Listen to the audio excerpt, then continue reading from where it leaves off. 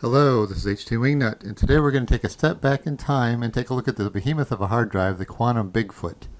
And it's called the Bigfoot, probably because of its size, both in physical as well as capacity at the time. And this was released back in 1999, around the turn of the century. In any case, this is the Quantum Bigfoot that you see here. This one's a Bigfoot TS in particular. It was the last line of the Quantum Bigfoot series. They had like a CY, a TX, and a TS, maybe another one. In any case, I managed to get my hand on a half dozen or so of these drives, basically new. And I'm going to go ahead and actually take a look at it performance-wise as a single disk in Windows, and also running it in a RAID 5 array. So get a whopping 30 gigabytes of storage. That's the thing, is this hard drive itself has a capacity of like 6.4 gigabytes, and the largest capacity it came in was like 19.2 gigabytes. And it's a 5.25 inch hard drive, and you can see here this is your typical desktop hard drive right here, size-wise, and here's your laptop hard drive. You know, typically what SATA SSDs also come in a similar form factor, so you can see that size-wise is significantly bigger.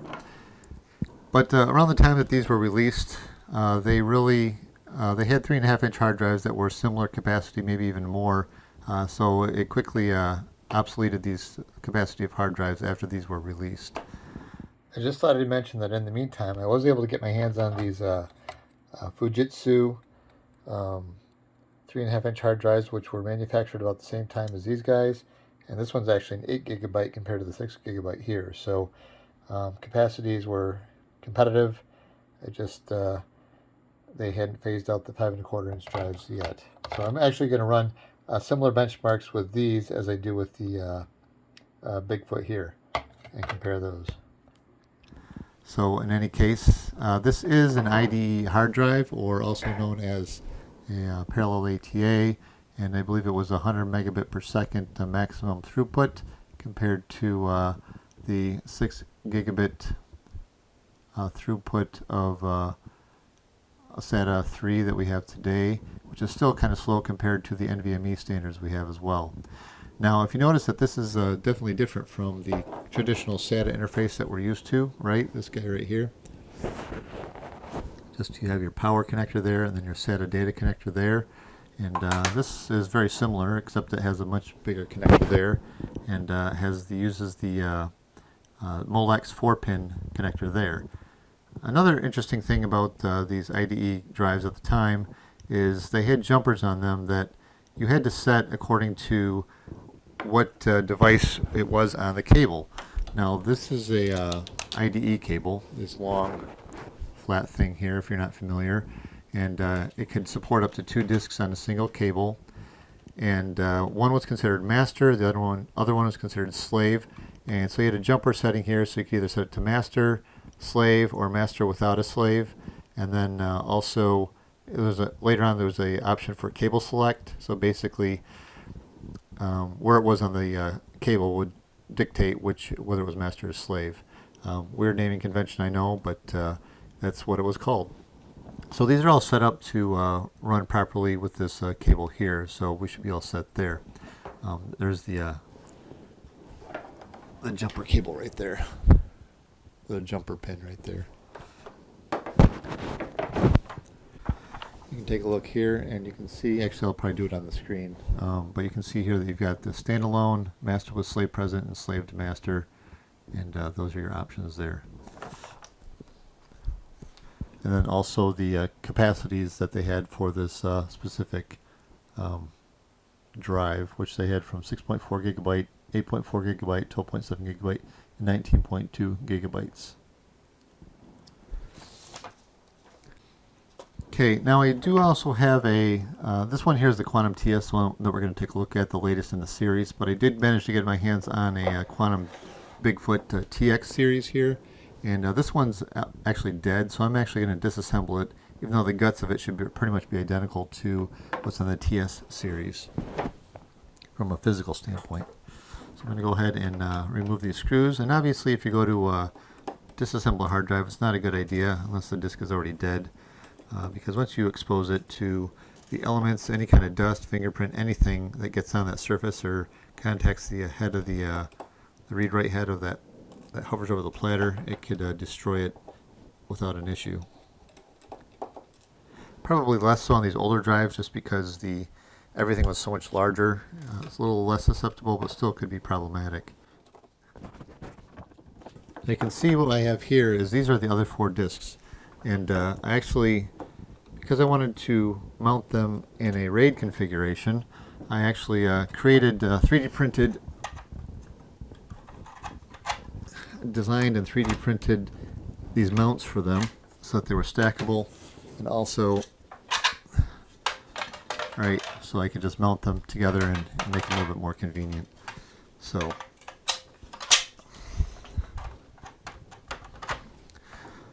back to disassembling.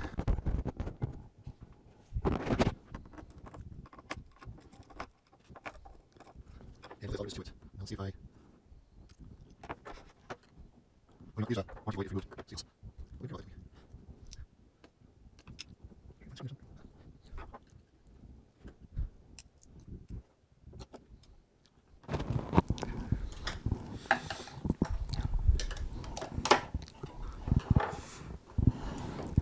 okay, phew. There we go, finally. Alright, that was a little bit more complicated than I expected, but here we go, it's disassembled. And basically you've got the lid here, right? This is the guy that covers over the top, and it has all the screws on the outside here, and then I had a screw here in the center of the spindle, one above the little nut that was on this arm here, and then it had circuit board had to be removed because there was a screw right here, and that's that, and that's how I was able to then pry the lid off of here. You can see it's got a seal around the edge, because typically hard drives want to keep air out. Well, at least they need air in, so usually there's a filter in there of some sort. I don't see it here readily, but it's neither here nor there. If we go ahead and take a look at the drive itself, you can see it's got 2 platters. This is an 8 gigabyte capacity drive, 8 gigabyte, yeah, pretty small. It requires 2 platters to do so, so 4 gigabytes of data per platter, 2 gigabytes per side. And you compare that with like a modern hard drive, right, the 3.5 inch guy. This has 2 platters as well, but this is a 2 terabyte hard drive, so it basically has 1 terabyte or 500 gigabytes per side of the platter on here. And another feature that you'll notice is the this little green guy is a latch. Let's see if I can pick this up. See this here? This when the drive turns off, it'll latch in place. It'll lock the head in the parking zone here, and it loosens up, and then it can pivot across the drive surface there. Right now, current modern hard drives typically will park the head on the outside like this guy here. That's probably better because that way it doesn't risk touching down to the platter at all. And just in case you're curious, I'm going to weigh this guy. It's 1,150 grams, so I'll convert that to pounds and ounces. 2 pounds, 8.5 ounces. Right, compare that with even a modern, here's an 8 terabyte helium drive. 1 pound, 6.7 ounces, or 644 grams. Alright, now maybe you're wondering how are we going to connect this up to a modern computer, because that's what I'm using is just a fairly modern PC here, and because this is not SATA connector, I found these little adapters here. Basically it's an IDE to SATA adapter, so it can pretty much translate through this guy here, and they're viewed, I think, as basically USB adapters, even though they're connected to SATA, because I had to make some changes in my BIOS. I can't recall offhand what I had to do to get it to work, but it ended up working that way. And then it's just got this little adapter board here, so you've got your power in and your SATA adapter data in here, and then it goes out to the drive itself here. So this basically, right, this plugs into here.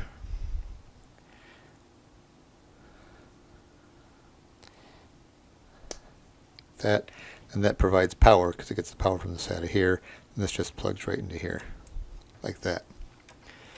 And then because my computer's a little bit further away, I'm going to use one of these extension cables. Probably not the best idea, but just for testing purposes or demonstration purposes, that'll be fine. And I'm just going to hook up a single hard drive to start, and then I'm going to move on to actually connecting them all in a RAID configuration.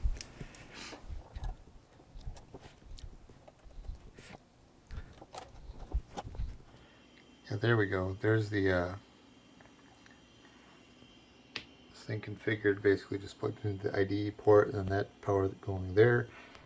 I'm going to go connect this up and see if we can actually connect it, or if I have to reboot the computer. There, you heard that? Alright, let me go and go into disk management here. And there it is, 6 gigabyte hard drive. Woohoo! So we're going to go ahead and create a volume just like you would any other computer or hard drive.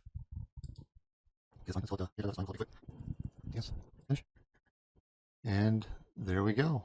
Go ahead and look at it, properties, and it's 6 gigabytes of storage. Woohoo! Alright, let's look at Crystal Disk Info. F and Quantum Bigfoot. Look at that, it notices it. Firmware there, 821.0G00, 418 KB cache buffer, and I have had this on running without doing much, just trying to getting things worked out. So it's basically a new drive here, unless I reset the smart attributes here, but you actually have some smart attributes here for it. And now let's go ahead and do a crystal disk mark. It's going to be funny. I'm only going to do, because this is only 6 gigs, I don't want it to take forever. I'm going to do 64 megabyte file sizes and 3 total samples on drive F, which is this, and see what we get.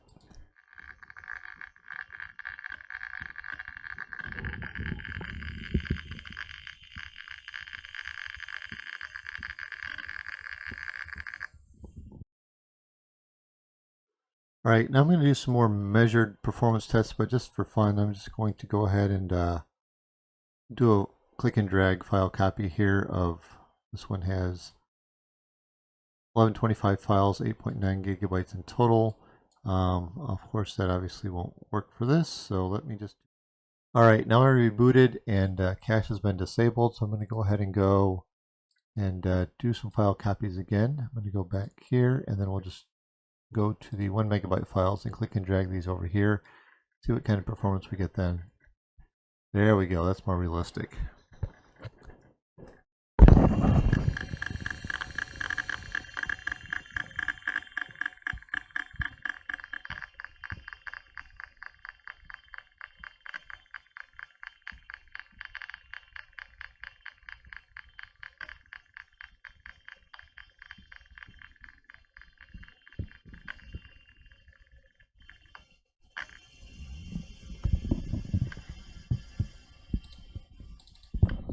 Now we'll try a 1 gigabyte file.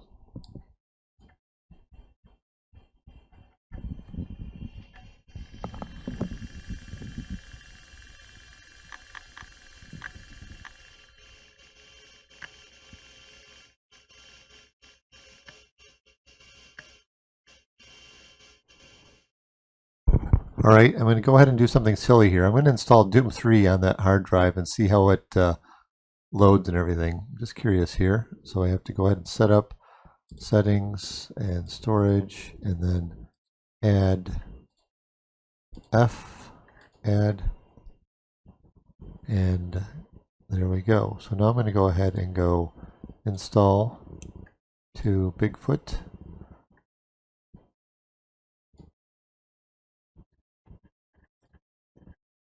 It's a 1.5 gigabyte download, so we'll see how the performance goes from here. I realize that I do have caching disabled for this disk too. Alright, I'm going to go ahead and start up Doom 3, and just curious to see how the load times take. And I'm sorry I'm using my webcam here, but I don't have any way to really record this. For some reason, I can't get it to record the in-game. Skip the sequences. And poof, like that, it's loaded. So go ahead and do a new game. Recruit.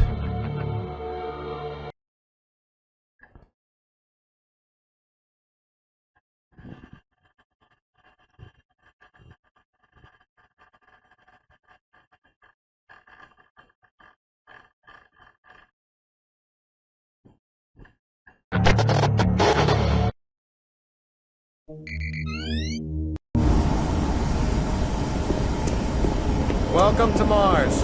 All new arrivals Welcome need to to Mars check in at City. reception.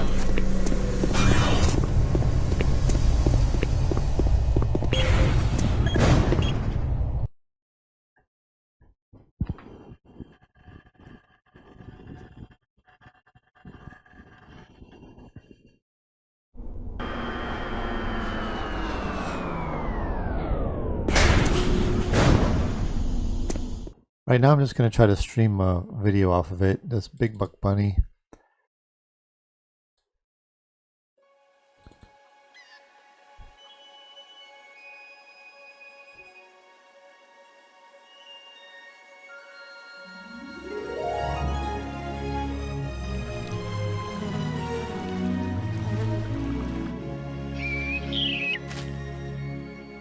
See if we can jump ahead. Look at that, no issues.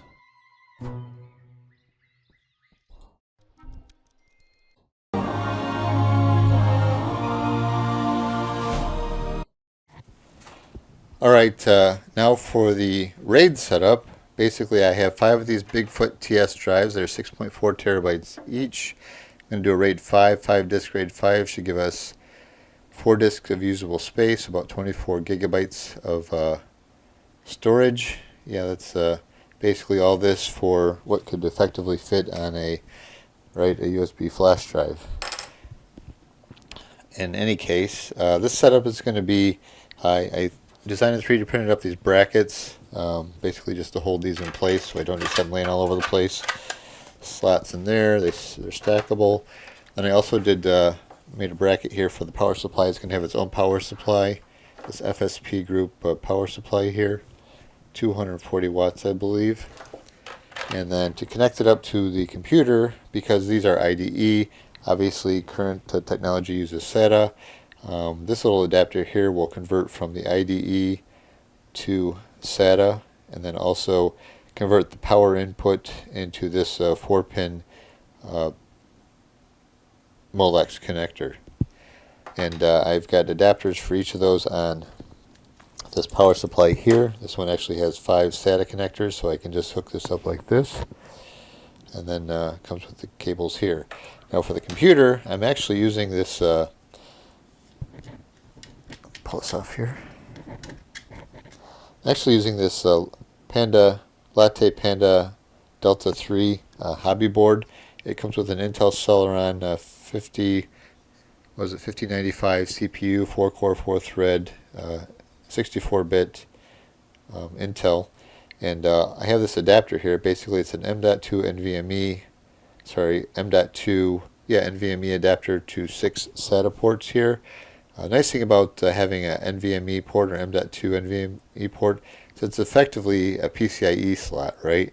So you can convert it just like you could any other PCIe adapter on your computer.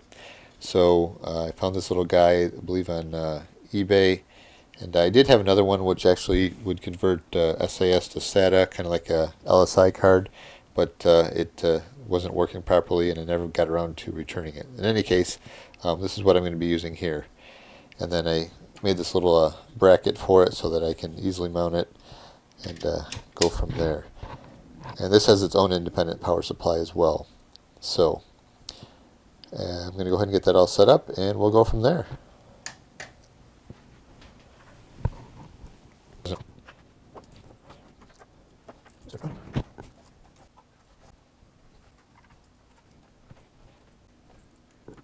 Okay, now that that's all plugged in, just so you know, I'm actually going to be using OpenMediaVault, which is a Debian-based NAS OS for this guy, and I'm going to set it up with a MD RAID or MD admin RAID 5 through OpenMediaVault. And I already have OpenMediaVault installed on here ready to go. So it should just be a matter of hooking these up. I'm using this 6 SATA cable, and this is a nice long cable set too.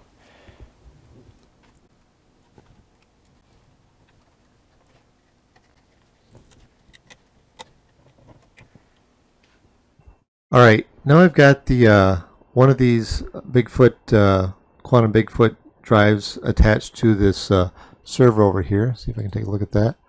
this guy here. Wish I could get the camera closer, but it's this guy right here. Obviously I have the 6 SATA ports attached to it, but only one is connected to this guy right here. And I'm just going to do some basic benchmarking on this, just one, and then I'm going to connect them into RAID 5 and check the performance of those after that.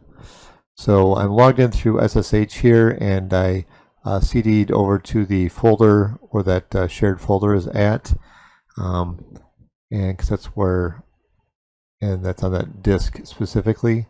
So I'm first going to just do a sudo hd parm dash lowercase t uppercase t and then a /dev, and then this is an SDA, the disk is SDA.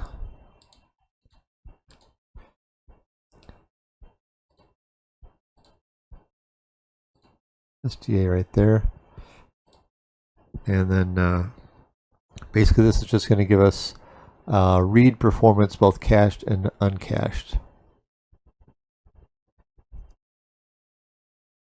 So there you can see, obviously with the cached, it's going through RAM, so it's going to be pretty high, 6 gigabytes a second, versus the 13.62 megabytes per second of the raw read performance of the that disk. Now the other thing I'm going to do is I wrote a bash script which is going to go through a number of iterations of file sizes, but I'm just going to use the dd command with a input of zeros, and then an output file, just test.image, and then the file size, let's make it 100 megs, and then we'll do, this is just for an example here, and count, I'll just do, I don't know, 10 of those, so a total of gigabytes can be written. Remember, this is a 6 gigabyte drive, so at about 10, 12 megabytes per second, it's going to take a little while, but we'll go ahead and give it a go. Okay. Why is DD?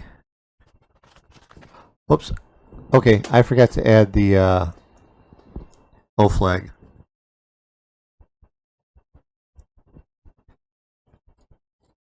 Is it test.image file? And there we average 10.7 megabytes per second. And then I'm going to do it through a number. I'm just doing this for fun now. 10 meg files, and we'll do 10 of them. So about the same rate. Then if we do real quick, maybe say a bunch of 4K files. And we'll do with that. We'll do 100 of those. 60K per second. And then I'm actually going to do a file test over the 1 gigabit network from this Windows PC over to the SMB share where that disk is at, and go ahead and run this guy. And it's basically going to copy 1 gigabyte files, 100 megabyte files, 10 megabyte, and 1 megabyte files. You can see here, obviously it's at max speed, 112 megabytes per second, but that's only because of the RAM cache on the NAS PC itself. Then you can see here it finally hit its peak, and now it's down to surprisingly a lot lower than I expected, about 1.3, 1.7 megabytes per second.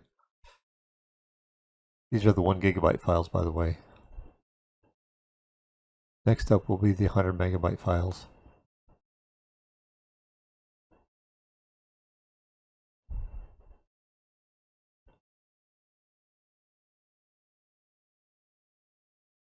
Then next is the 10 megabyte files.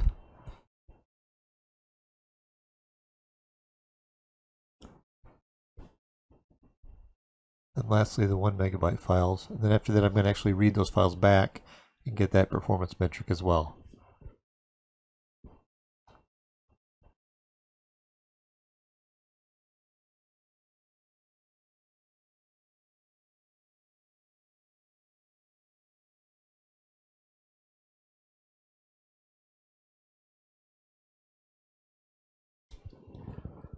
So all 5 of the Quantum Bigfoots are detected, and I'm going to go ahead and clear them all out and go ahead and generate a RAID 5 single disk parity.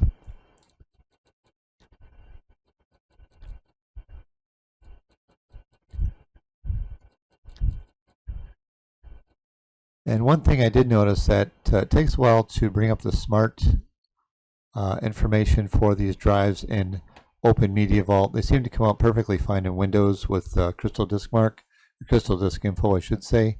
But for some reason, they take forever to show up here. Now, I did have a few of them that had some reallocated sectors. I ended up having to do a complete wipe of the disks, a complete writing of zeros over it, and those reallocated sectors seem to correct themselves, or I guess get reallocated properly. So because the disks were actually failing out on a rebuild trial I did before. So hopefully this will go through better this time.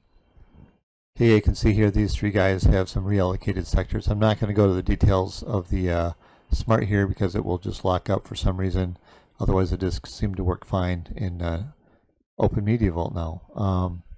So next I'm going to go ahead and create a RAID array, RAID 5, single disk parity, select all the disk drives, and hope for the best.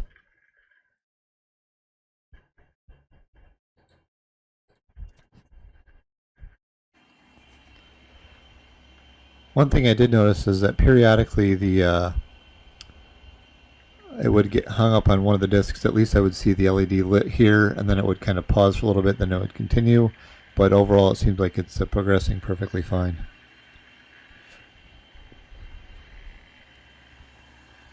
At the current rate, it's estimating about 60 minutes to completion for the array, and you can see here we've got 24 gigabytes of usable storage. Yes, that's gigabytes, not terabytes.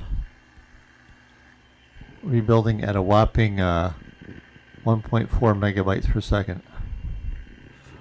All right, yeah, I was wondering why it was taking 60 minutes to build the array, even with these slower, older disks. It was only going about 1.5 megabytes a second, but it seems one of the disks actually had some more bad sectors, so I cleared it out. Now I have 4 of my 5 disks with reallocated sectors, but that's okay. Once I cleared it out, it seems like everything's going better. It's running at about 11 to 12 megabytes per second during the rebuild, so everything should go fine from here. Alright, so I have all 5 of these Quantum Bigfoots installed and connected over RAID. You can see here I've got, look on OpenMediaVault here, we've got the go to Storage tab disks. You can see all 5 disks right here, and they're all combined in the software RAID here for 24 gigs of usable storage. Set up with a ext4 file system, 23 gigs usable, and I have a shared folder for this RAID array. Now I'm going to go ahead and take a look here. Let's see how this goes. We'll do the HD harm tt-dev md0 and go ahead and tee that out to, we'll just do it right here, we can do that later, and boom.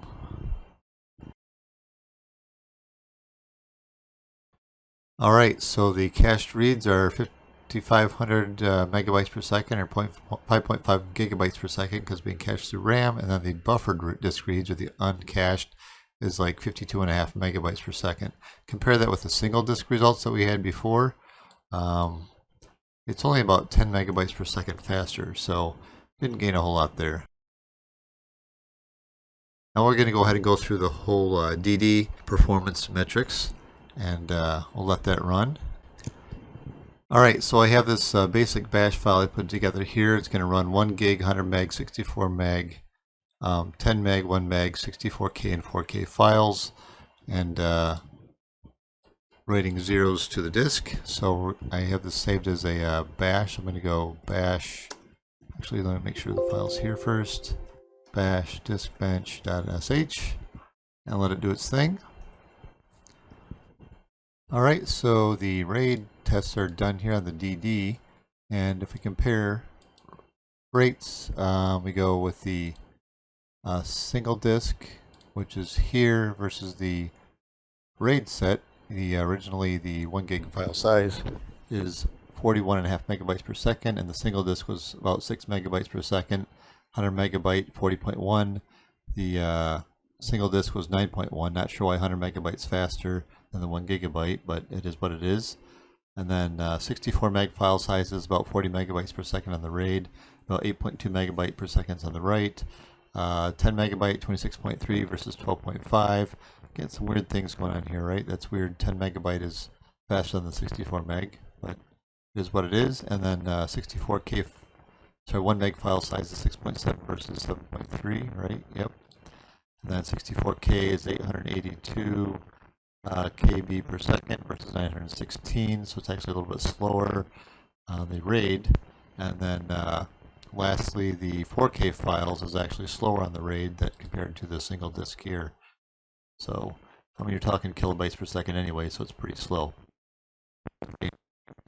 And so next we're actually going to do a file transfer for those to the RAID array, like we did with single disk 10 gig, 10 meg, and 1 meg file sizes, and see how long the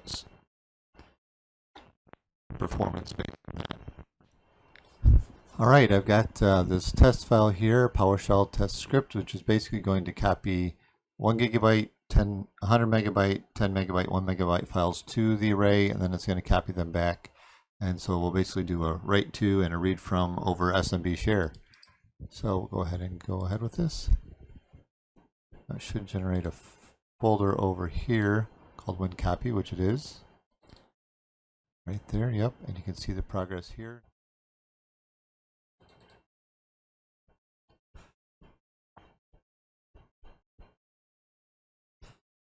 Average speed 51 megabytes per second, which the 1 gig files on DD we only got about 41 megabytes per second, so it's actually performing better than that. The 100 megabyte file test, granted part of that again has to do with caching. Right up front it caches a lot of data.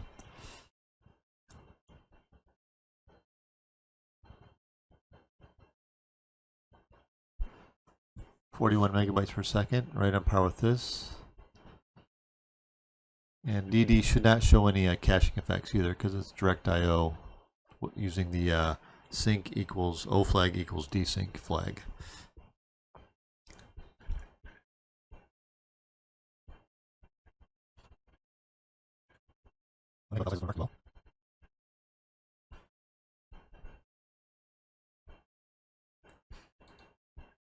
That's that test. Now I'm going to end up copying those files back from the NAS to the local machine here to an SSD so we can get some read performance testing from those drives. Alright, now if you look at the RAID disk over here on the left and the single disk performance over here on the right, you can see here the 1 gigabyte file took 51 megabytes per second, ran at about 51 megabytes per second.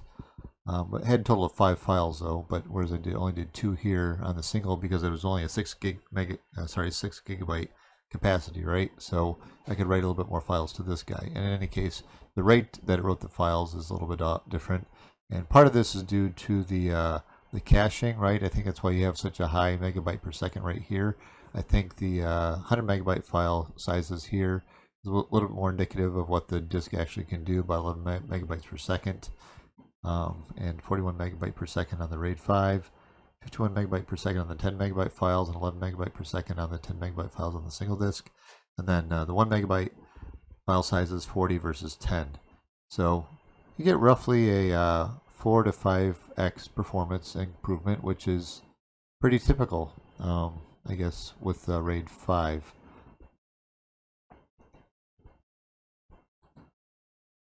Right, now I'm going to do the same thing, or actually I've already done the same thing with the Fujitsu 3.5-inch discs, as well as the more modern 3.5-inch 2 terabyte Seagate Barracuda ST2000DM01 discs, which are 2 terabyte in size, but they're 7200 RPM and a lot more, and SATA, and obviously up to more to today's standards. Even though they are 9-10-year-old drives, they're still pretty representative of hard drives even today. Right, now I'm going to power this thing up without anything attached, so just the power supply itself, and just have the power switch here. Notice it says 0 right now.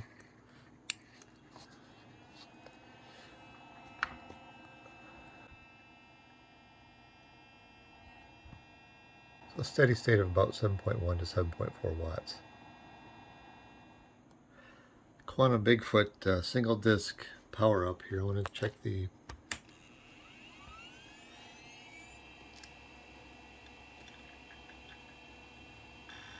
23.4 watts at power up,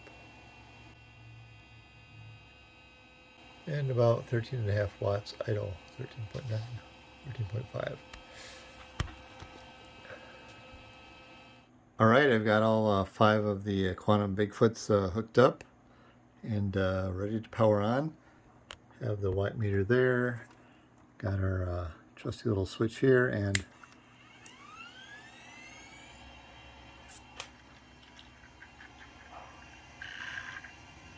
so I hit 80 watts right there. Power it down, do it again.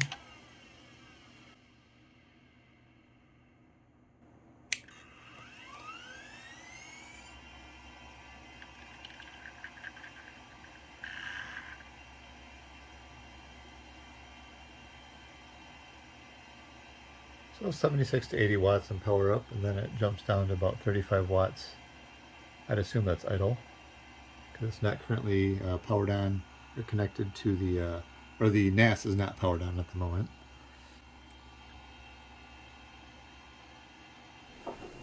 Alright, I have these Fujitsu limited hard drives, the 3.5 inch form factor compared to the 5.25 inch form factor of the Bigfoot drives that I've got running right now. And they're manufactured at about the same time as those Bigfoot hard drives, obviously the smaller form factor here. These are a model, see if I can get this in here. Here we go. MPD3084AT. And these are 8 gigabyte drives as opposed to the 6 gigabyte for the 5.25 inch Bigfoot drives. But they also have the same IDE or parallel ATA interface here as the other guys. So I'm going to have to use the same adapters that I did for those, the IDE to SATA adapters. And so once the testing is done for these Bigfoot drives, I'll just use those same ones for these guys. Now I do have 5 of these as well, so I'm going to run them in a RAID configuration, RAID 5 configuration, single parity, and also a single disk just to compare that. And then because this is a 3.5 inch hard drive, obviously that's pretty much conventional these days. Plenty of options for mounting provision, so I already have this rack here for 3.5 inch discs, so I'm just going to use that. Whereas obviously I had to design and 3D print up the ones for the 5.25 inch because those really don't exist anymore. In any case, so I'm going to go ahead and do the benchmarking, and then we'll get comparisons.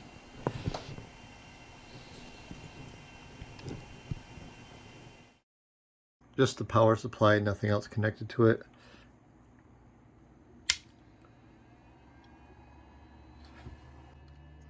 Okay. So the system itself draws about 13 watts, which is surprising because all it's doing is powering this little board here. Otherwise, nothing else is plugged in.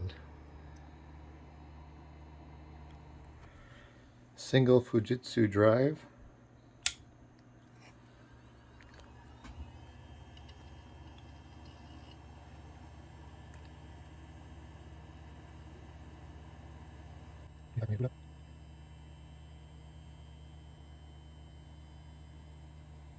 Looks like it's idling at about 17 watts.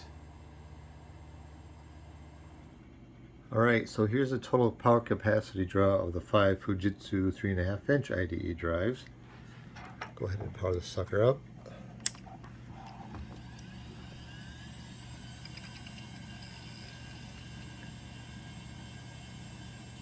$71 watts to boot up.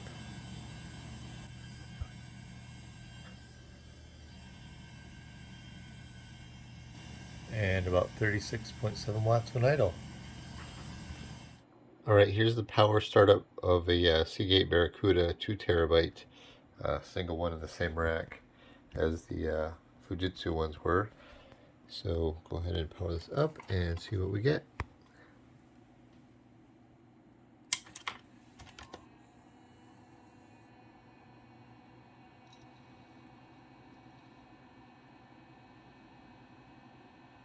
.32.7 peak.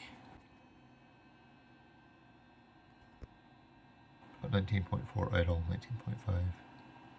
Alright, 5 Seagate Barracuda drives, 2 terabyte.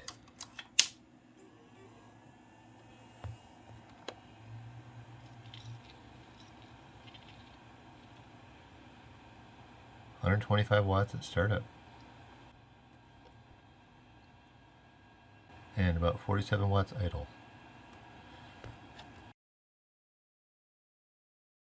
All right, I'm going to do a summary here, basically showing some pretty charts and graphs, what kind of summarizing what I had done through this testing. And really, it's not about the results, right? This is really just a fun experiment looking at legacy components and seeing how they compare with somewhat modern components like this Seagate Barracuda here that you're looking at on the chart. This Barracuda is actually about a 8 or 9 year old drive anyways, so not real current, but it's pretty representative of modern hard drives even today as far as performance is concerned. And what you see here is a hard disk sentinel disk wipe. Basically, it writes zeros to the disk from the start of the disk at the outside of the platter all the way down to the inside. And here's a typical performance curve of a hard drive. You can see it starts at about 210 megabytes per second. And as it gets closer to the inside of the disk, it heads down to about 100 megabytes per second. Now compare that with the 5.25 inch Quantum Bigfoot 6 gigabyte and the Fujitsu 3.5 inch 8 gigabyte here.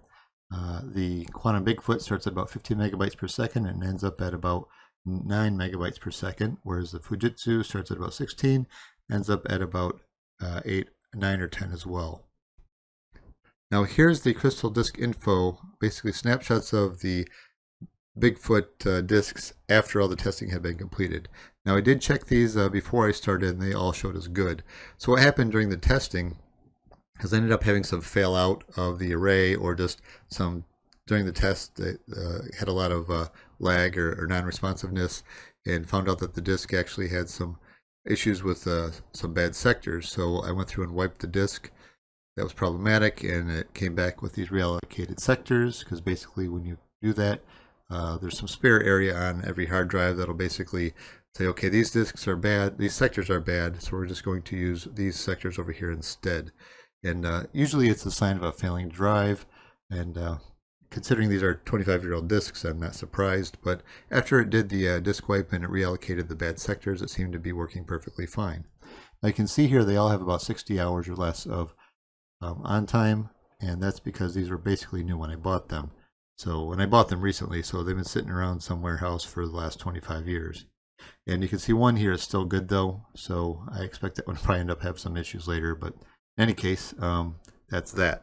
Now the Fujitsu drives, similarly, now I guess not similarly, they actually, even though they show bad here in Crystal Disk Info, the one here says good, that's basically just because the power on hours here exceeds some threshold, but these did not exhibit any issues during the testing at all. So they're holding up pretty well, and these are obviously very well used drives, 23,000 hours, 18,000, 35,000 hours, and so on and so forth. So these never had exhibited issues during the testing. There were no reallocated sectors either. Now here's Crystal Disk Mark. You can see over here on the left is Quantum Bigfoot 5.25 inch, and then on the right is the Fujitsu 3.5 inch with the Seagate Barracuda in the middle here. So you can see it's a good 10 to 15 times better performance on this Barracuda drive than it is compared to these other guys. So that's what 15 years of technology can get you. And just for fun, here's the seek time. You can see the Bigfoot at the top, the Fujitsu in the middle, and the Seagate at the bottom. And basically, you can see here that the Fujitsu and the Seagate, the 3.5 inch discs, the seek time really isn't that much different. So even though it's a smaller capacity drive and a slower operating drive, I couldn't get the RPM for these. I think the Bigfoot and the Fujitsu are only like 4,000 or 4,500 RPM or something like that, whereas the Seagate is 7,200 RPM. Either way, your seek time, which is basically the time it takes for your drive head to move in position and for the disk to spin around to intercept the data that you're asking it to get, it's that time. So that's in milliseconds. Okay. Now power consumption, you can see here I tested all of them both as single disks and also as a 5-disk array. And the enclosure itself, just powering on the enclosure without any disks attached, here's the base power draw from that device. So if you want to take these values and subtract that if you want to. But either way, here's the results.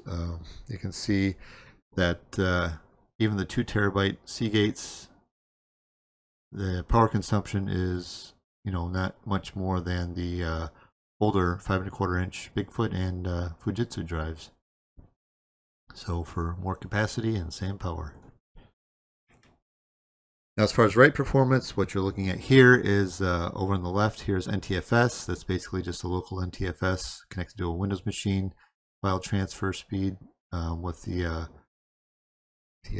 PowerShell script that was run. And then you've got SMB here, which is basically over 1 gigabit Ethernet between the Windows machine and the server or the NAS unit that the disks were attached to. And then DD is basically the local performance test on the NAS of the disks. And then we have 1 gigabyte, 100 megabyte, 10 megabyte, and 1 megabyte file sizes. Now for read performance, basically we have same file sizes, 1 gigabyte, 100 megabyte, 10 megabyte, and 1 megabyte over NTFS and SMB, only because the DD test, no real simple way to do a read using that utility that I'm aware of. So, but again, NTFS is a local Windows copy test, and then SMB is over the 1 gigabit Ethernet connected to the NAS unit from the Windows machine. And then what you see here is the HD parm. Basically, that's the read performance test using that command in the Linux NAS unit. And you can clearly see here that RAID 5, the purple and the yellow, the purple is the Fujitsu RAID 5 and the yellow is the Bigfoot RAID 5, that you get a significant performance increase, right, in the RAID. So even these old disks, everything holds true still, you're going to get, significant performance boost by running a parity RAID. Basically from 9 to 46, that's what, 5 times increase in performance. All right, now for Doom 3 install, you can see here the yellow is NVMe SSD, purple is a Seagate 2 terabyte hard drive, orange is a Fujitsu 8 gigabyte, and the blue is a Bigfoot 6 gigabyte. And to install the game, this is total time in seconds, so the NVMe basically only took 21 seconds, and then the Seagate hard drive took about 43 seconds, whereas the Fujitsu took about 309 seconds, that's what, 5 minutes, 9 seconds, and then the Bigfoot hard drive took like 5 minutes and 55 seconds, almost 6 minutes. Then the two loading screens that I tested, basically on an NVMe it was about 9 seconds, whereas it took about 31 to 38 seconds on the first loading screen for the Fujitsu and Bigfoot respectively, and then the second loading screen it went from 3 seconds on the NVMe to about 19 to 23. So actually, I mean, yes, it's significantly more time if you look at it from a percentage standpoint, but realistically, taking 20 seconds to load the next level really isn't all that awful, and it's pretty surprising considering the poor performance or low performance of these drives. And I'd also like to bring up that I did run the Big Buck Bunny 1080p video playback test from the disk, and it was able to playback fine. I could seek through and jump through the different time frame on VLC Media Player without issue. So really was able to play modern videos just perfectly fine. All right, so thanks for tuning in. I hope you found this interesting and hope you learned something. Until next time, talk to you later.